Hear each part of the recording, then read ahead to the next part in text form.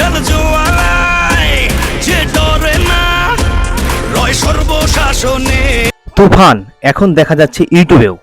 ফাঁস হয়ে গেল বছরের সবচেয়ে আলোচিত সিনেমা তুফান। ইউটিউবে দেখা যাচ্ছে সম্পূর্ণ সিনেমাটি। হ্যালো গাইস, হোয়াটসঅ্যাপ, কেমন আছেন? আশা করছি ভালো আছেন। তুফান এখন ইউটিউবে দেখা যাচ্ছে। এই বিষয়টি হাস্যকর হলেও এটা সত্য। ফাঁস হয়ে গেল বছরের সবচেয়ে আলোচিত সিনেমা তুফান।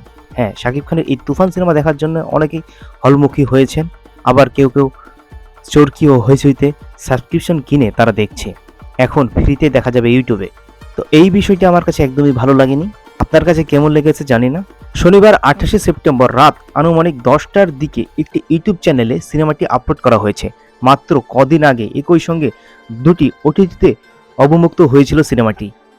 শনিবার দিবাগত রাত 1টায় রায়হান ইউটিউব নামে একটি চ্যানেলে দেখা গেছে তুফান ছবির পূর্ণাঙ্গ সংস্করণ আপলোডের সময় থেকে রাত 1টা পর্যন্ত 31,000-এর বেশি দর্শক ছবিটি ওই চ্যানেলে উপভোগ করেছেন।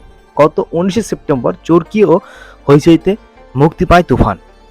মাত্র 9 দিনের মাথায় তা ফাঁস হলো ইউটিউবে। ইউটিউবে ফাঁস হওয়ার এর আগে টেলিগ্রাম, ফেসবুক বিভিন্ন গ্রুপে এটি ফাঁস হয়েছিল, তবে ইউটিউবে ফাঁস হবে এটা ভাবতে পারিনি।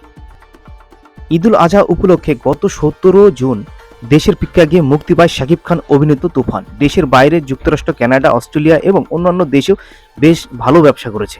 দেশে ব্যাপক সফলতা পেয়েছে রায়ান রাফি পরিচালিত সিনেমা তুফান। দর্শকদের আগ্রহের কারণে ওটিটিতে মুক্ত করা হয়েছিল ছবিটি। সিনেমার দুটি গান উল্লেখযোগ্যভাবে ভালো লেগেছে দর্শক ও শ্রোতাদের, যার একটি হলো লাগে উড়াধরা, অন্যটি হলো দুষ্টু কোকিল। আর এই সিনেমায় নামি দামি অনেক অভিনেতা অভিনয় করেছেন। শাকিব খান, চঞ্চল চৌধুরী, নাবিলা ছাড়া এতে অভিনয় করেছেন দেশের বেশ কজন উল্লেখযোগ্য অভিনয় শিল্পী। তুফান এই অভিনয়দের দর্শকের মন কেড়েছেন ওপার বাংলার জনপ্রিয় অভিনেত্রী মিমি চক্রবর্তী। সে সময় একটা কথাই বলবো, তুফান সিনেমা ফাঁস হয়ে গেছে, এটা আমার একদমই ভালো লাগেনি। এত একটা ভালো সিনেমা কেন আপনারা ফ্রিতে দেখবেন?